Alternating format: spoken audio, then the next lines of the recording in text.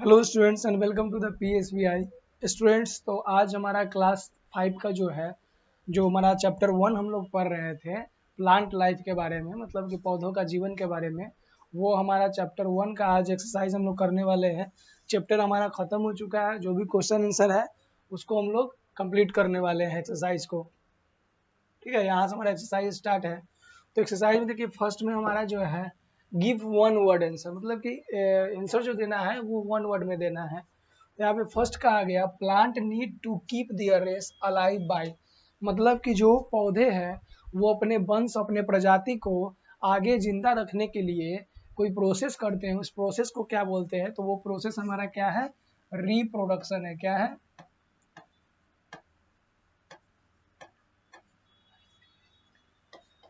Reproduction का जो process होता है उसके द्वारा इसको अलाइव को आगे बढ़ाया जाता है। Plant which grow from any vegetative parts of the parent plant are called, मतलब कि जो नए पौधे होते हैं वो अपने पुराने मूल पौधे से अलग हो करके और नए जो पौधे बनते हैं उस प्रक्रिया को क्या कहते हैं? मतलब कि कोई भी पुराने पौधे के कोई बॉडी कोई भी पार्ट से अलग जब उसको हम करके एक नया पौधा का निर्माण करते हैं तो उस पर प्रोसेस को क्या कहा जाता है?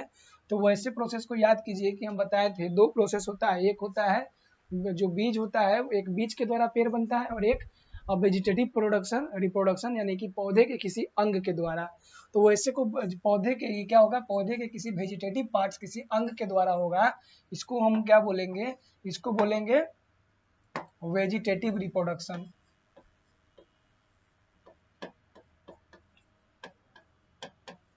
वेजिटेटिव रिप्रोडक्शन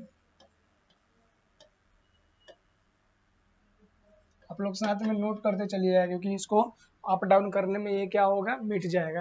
तो आपका ये दो का हो जाएगा वेजिटेटिव रिप्रोडक्शन, वन का क्या हो जाएगा? सीधा हो जाएगा रिप्रोडक्शन।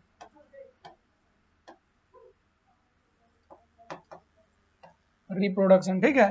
ये दोनों आपने नोट कर लिया। आगे हम लोग चलते हैं। आगे वही क्वेश्चन है, 3 नंबर हमारा क्वेश्चन है। आगे क्या कह रहा है? 3 number new plant can grow from pieces of a steam called, जो नया प्लांट होता है जब स्टीम के माध्यम से ग्रो होता है, तना के माध्यम से ग्रो होता है, तो उसे क्या कहा जाता है? तो आइए हम आप लोगों को बताए भी थे और यहाँ पे दिखा भी देते हैं आप सभी को कि जब किसी स्टीम के माध्यम से कोई नया प्लांट जब ग्रो होगा तो उसे क्या कहा जाएगा? देखिए यहाँ पे like stem, some new plant grow with the help of root with the stem and leave.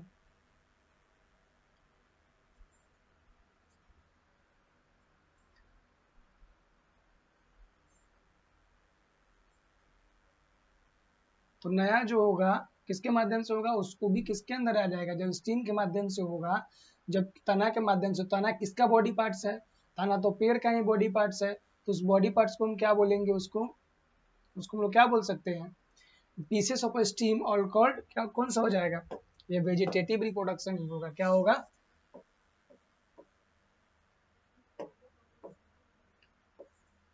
Vegetative reproduction ही होगा।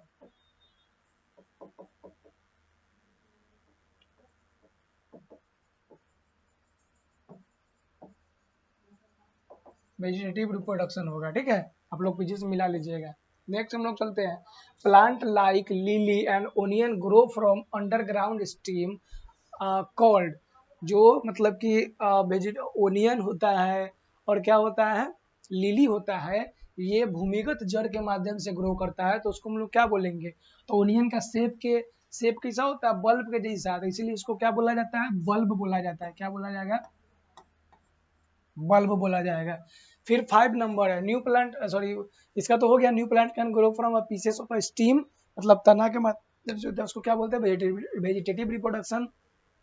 फिर मतलब ऐसा तना जो अंडरग्राउंड के माध्यम से होगा, मतलब भूमिगत तना होगा, तो उसको क्या बोलेंगे? बल्ब हो जाएगा। 5 में plant which reproduce from its leaf, जो पौधा पत्तियों के माध्यम से ग्रो होता है उसको क्या बोलते हैं? तो उसको बोलेंगे बर्ड्स। क्या बोलेंगे? Birds. When seedling come out from a seed it is called, जब सीडलिंग जब पौधे से जब बाहर आता है तो उसको क्या बोलते हैं? जब सीडलिंग जो छोटा सा जो नया सीडलिंग होता है, come out a seed, it is called baby plant. क्या बोला जाएगा? इसको क्या बोला जाएगा? बेबी प्लांट बोला जाएगा। Food for the baby plant is store in this part of seed. मतलब जो ये बेबी प्लांट होगा, इसके लिए जो भोजन होगा, खाना कहाँ पे इकट्ठा करके रखा जाता है? हम बताए थे आपको कि इसके लिए जो भोजन होता है ये इकट्ठा किया जाता है कहाँ पे?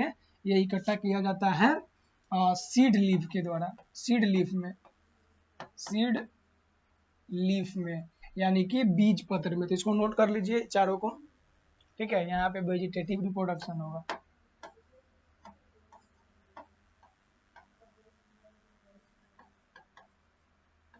रिप्रोडक्शन होगा। हो गया, ये नोट कर लिए, स्क्रीनशॉट ले लीजिएगा आप लोग। आगे चलते हैं। आगे हमें कहा गया है क्वेश्चन नंबर 2 में, नेम द फॉलोइंग। ये सभी को हमको नाम लिखना है, ठीक है। क्या लिखना है? हम सभी को इसका नाम लिखना है। करा the different part of seed. Seed का कौन कौन सा पार्ट होता है? तो पहले तो होता है सीड के ऊपर से एक कवर लगा होता है जिसको हम लोग बोलते हैं सीड, सीड कोट, ठीक है। फिर उसके अंदर में जो दो को चिपका हुआ रहता है उसको हम लोग बोलते हैं सीड लीफ, सीड लीफ। जब सीड लीफ को जब हम लोग पानी में भिगो करके मट्टी में दबा देते हैं तो क्या ग्रो होता है? बेबी प्लांट,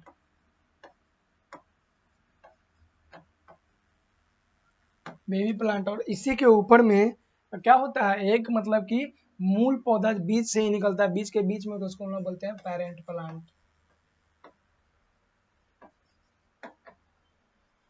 पेरेंट प्लांट, ठीक है। लेकिन एक बार हम लोग कंफर्म हो जाते हैं, देख लेते हैं, आपको वहाँ बता देते हैं कि बीज के बारे में कहाँ है, जिससे क्या होगा कि आप लोग खुद से भी इसको पढ़ के आप लोग क्या कर सकते हैं? सॉल्व कर सकते हैं। आइए हम बता देते हैं। सीड के बारे में आ जाइए, यहाँ से हमारा होगा ये तो जर्मिनेशन सीड के। देखिए, look at the seed you have will find as an outer covering called seed coat. क्या हो जाएगा? पहले हमारा पास आ जाएगा,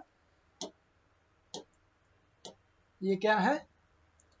सीड कोट हो गया, सॉरी, सीड कोट हो गया, स्कार हो गया, टीनी होल, उसके बाद टीनी होल हो जाएगा, और सीड कोट हो जाएगा, टीनी होल हो जाएगा। उसके बाद आगे देखते हैं क्या है। तो पहला क्या होगा? सीड कोट हो गया, स्कार हो जाएगा, और क्या हो जाएगा?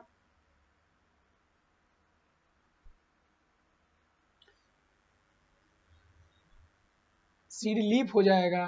फिर बेबी प्लांट, मतलब seed coat, seed leaf, baby plant, और एक क्या हो जाएगा? Store in the seed leaf. What is, उसके बाद यहाँ पे एक हो जाएगा हमारा क्या? स्कार हो जाएगा।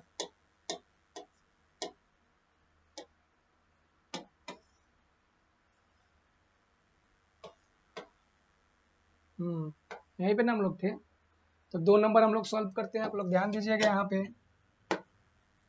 इसमें पहले क्या हो जाएगा? डिफरेंट पार्ट ऑफ सीड पहले हो जाएगा, सीड कोट हो जाएगा,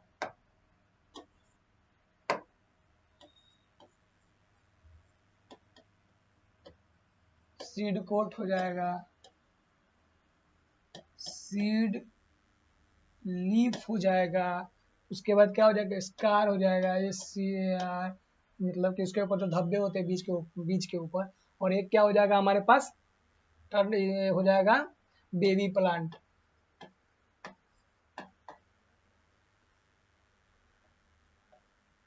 बेबी प्लांट हो जाएगा, ठीक है। फिर एक condition required for the germination. Germination के लिए क्या क्या चीजों की आवश्यकता होती है? तो जर्मिनेशन के लिए पहले हमें क्या चाहिए? टेम्परेचर चाहिए, टेम्परेचर हो गया। फिर हमारे जर्मिनेशन के लिए क्या चाहिए? एयर चाहिए। फिर जर्मिनेशन के लिए क्या चाहिए हमें? वाटर चाहिए। और क्या चाहिए जर्मिनेशन के लिए? सॉइल चाहिए, तभी जाके, बिना सॉइल के होगा। 4 natural agent which help in the dispersal of seed. मतलब कि बीज के छिड़काव और एक जगह से दूसरे जगह, मतलब कि पर ये क्या होता है? परिकर्णन के लिए, परिकिरण के लिए कौन सी मतलब कि नेचुरल मीन्स प्राकृतिक कारक है? तो यहाँ पे देखिए, पहला हमारा हो जाएगा एयर हो जाएगा, यानी विंड। फिर हो जाएगा वाटर, विंड हो गया, वाटर हो गया। फिर क्या हो जाएगा? एनिमल हो जाएगा, और एक क्या होगा सेल्फ, मतलब खुद से, मतलब कि जो बीज होता है वो डिस्पर्स होता है। The four way in which plant reproduce, the four way in which plant reproduce, plant जो होता है 4 तरीके से रिप्रोड्यूस होगा। कैसे? स्टीम से होगा,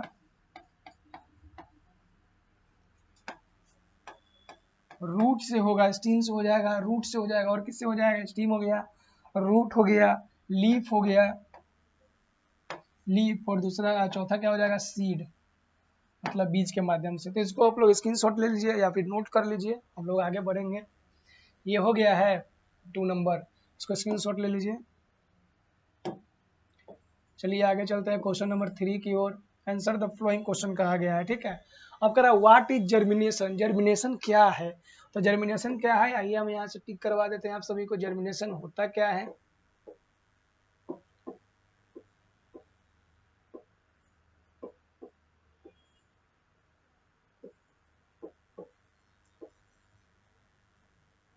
देखिए वंस, यहाँ से टिक कीजिएगा आप लोग। देखिए ये है once the seed are viewed in the soil and watered, they begin to swell. A plant begin to grow out of the seed. The root grow first and then the shoot. This is called germination. Germination क्या है? Once the seed are viewed in the soil, एक बार जब बीज को मिट्टी में क्या किया जाएगा? दबा दिया जाएगा, गाड़ दिया जाएगा, और उसको समय समय पर पानी डाला जाएगा, तो दे बिगन स्वेल, वो फूल जाएगा, और उसके बाद वहां से एक नया प्लांट, सीड से बाहर, मतलब बीज से बाहर एक नया प्लांट ग्रो होगा। और ये जो पूरा और जो ग्रो होगा वो प्लांट में सबसे पहले शूट ग्रो होगा, रूट ग्रो होगा, फिर शूट ग्रो होगा, और ये जो प्रोसेस होगा इसको क्या बोलेंगे? जर्मिनेशन कहेंगे, ठीक है। क्वेश्चन नंबर 1 आपका हो गया।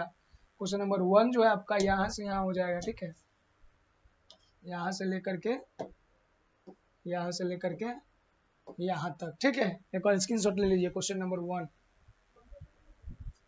स्क्रीनशॉट ले लीजिए, ठीक है। आगे चलते हैं हम सभी।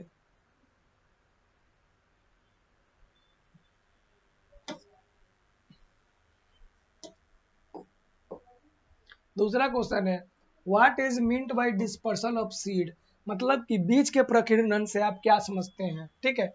बीज के डिस्पर्सल, छिड़काव या प्रकीर्णन से आप क्या समझते हैं? तो आ जाइए यहाँ पे, डिस्पर्सल वाला टॉपिक हम लोग जर्मिनेशन के बाद ही हैं, आप सभी को बता देते हैं। ऐसे करने से आप सभी को क्या होगा? बेनिफिट होगा, क्योंकि आप लोग भी इससे क्या हो जाएंगे? क्वेश्चन आंसर करने में सक्षम हो जाएंगे।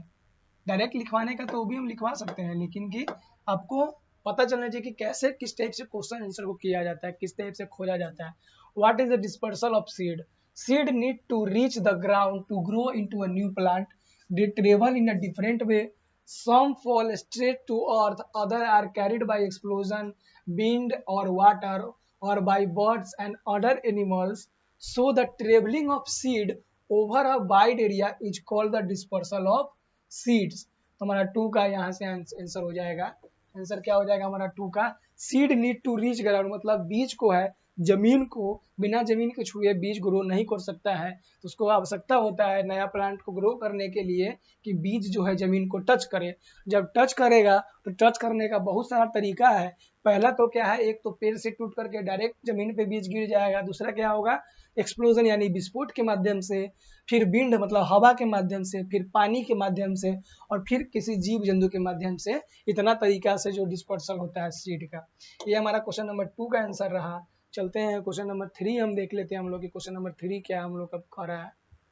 क्वेश्चन नंबर 3 है how can plant be protected against insect, animal and disease, मतलब कि जो हमारा पेड़ पौधा होता है उसको जानवर, ठीक है, कीड़े और बीमारियों से कैसे बचाया जाएगा। तो यहाँ प्लांट प्रोटेक्शन सीधा सा टॉपिक है, हम वहां पे चलेंगे प्लांट प्रोटेक्शन पे। हाउ टू, हाँ यहाँ पे आ गया ना, how are the crop protected, तो यहाँ से डायरेक्ट हमारा आंसर यहाँ से हो जाएगा। देखिए ये हमारा किसका हो जाएगा? 3 का। The standing crop get damage if proper care is not taken, so we need to protect our crop against the animal like grasshopper, locusts and caterpillar. फिर हो जाएगा disease, grazing like buffalo, goat, ठीक है। और इन सभी चीज़ पहला क्या हो जाएगा? इंसेक्टिसाइड्स के माध्यम से हम लोग उसको क्या करेंगे? प्रोटेक्ट कर सकते हैं। फिर फंगीसाइड्स के द्वारा, तो ये हमारा आंसर हो जाएगा 3 का। Question number 4, how can a farmer gate a highly yield of crops, मतलब कोई किसान जो है कैसे ज्यादा से ज्यादा फसल से पैदावार ले सकता है। तो यहीं पे हमारा टॉपिक था, how to get a highly yield of crops, मतलब कि जो फसल से है ज्यादा से ज्यादा पैदावार कैसे लिया जा सकता है। तो इन 4 तरीकों से लिया जाता है। First, prepare the soil properly. Second, then ही use healthy and ripe seed for the sowing, मतलब रोपने के लिए स्वस्थ और पका हुआ बीज लेना होगा। फिर क्या हो जाएगा, add manure fertilisers like super phosphate, urea, ammonia sulphate etcetera. फिर हो जाएगा इरिगेट द सॉइल वेल, मतलब अच्छे तरीके से इरिगेशन करना। तो ये हमारा 4 का आंसर हो जाएगा, यहाँ से यहाँ तक। आप लोग स्क्रीनशॉट ले लीजिए, ठीक है। चले हम लोग आगे, चलते हम लोग आगे। नेक्स्ट क्वेश्चन हमारा क्या है,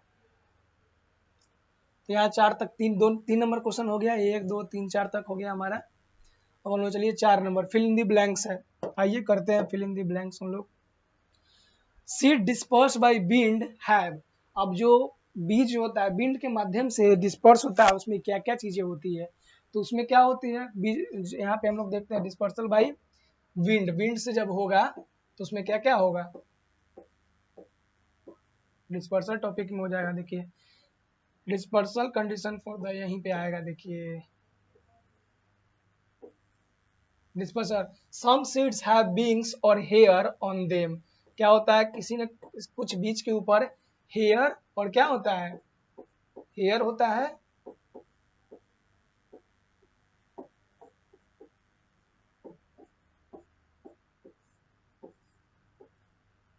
और विंग्स होता है। विंग्स मीन्स क्या होता है, फर होता है, और हेयर मीन्स छोटे छोटे रोम होता है। तो इसमें हमारा आंसर हो जाएगा विंग्स एंड विंड्स एंड, इसमें हो जाएगा विंड्स और हेयर। फिर you can see a very small dash between seed leaf, मतलब कि बीज पत्र के बीच में एक छोटा सा हम क्या देखते हैं, तो बीज पत्र के बीच में छोटा सा एक बेबी प्लांट हम लोग देखते हैं। क्या देखते हैं, बेबी प्लांट हो जाएगा इसका आंसर। फिर थर्ड नंबर है, the food for the baby plant is stored in, मतलब जो बेबी प्लांट होता है उसके लिए भोजन कहाँ पे इकट्ठित होता है, तो इसके लिए भोजन जो होता है सीड लीफ में होता है। कहाँ पे होता है, सीड लीफ यानी बीज पत्र में होता है। पैडी ग्रो बेल इना, मतलब कि जो धान है वो कैसे कंडीशन में ग्रो होता है, तो ये जो होता है बेट यानी कि नमी वाला और सैंडी सॉइल में, बलुई मिट्टी में, सैंडी सॉइल में। We must store seed in, हमको बीज जो है कहाँ पे करना चाहिए स्टोर, तो air packed plastic bag, air packed plastic bag में हमें सीड को स्टोर करके रखना चाहिए। फिर हमारा है ट्रू फॉल्स, इसको देख लीजिए, इसको नोट कर लीजिए आप लोग। फिर आ जाइए हम लोग चलते हैं अपने ट्रू फॉल्स, जो कि हमारा लास्ट टॉपिक है, 5वां नंबर क्वेश्चन है, ये करेंगे। उसके बाद ये जो हमारा टॉपिक का है, जो हमारा जो चैप्टर 1 है वो पूर्ण रूप से कंप्लीट हो जाएगा।